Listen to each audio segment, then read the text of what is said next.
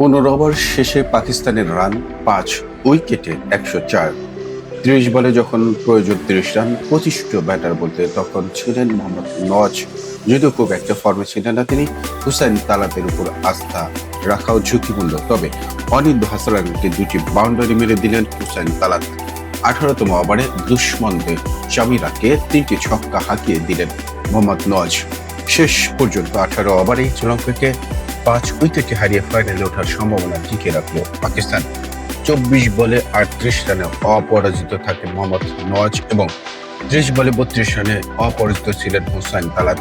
জয়ের জন্য 134 রানের লক্ষ্যে ব্যাট করতে নেমে সূচনাটা ভালোই করেছিলেন সাহিবজাদা ফারহান ও ফরহাদ ফখরজামান। 5.3 ওভারে 45 রানে জুটি করেন তারা দুজন। 17 রান করে ফখরজামান, 15 বলে 24 রান করেন সাহিবজাদা ফারহান। ওপেনিং জুটি ভাঙার পর হঠাৎ করে দ্রুত উইকেট পড়তে শুরু করে পাকিস্তানের।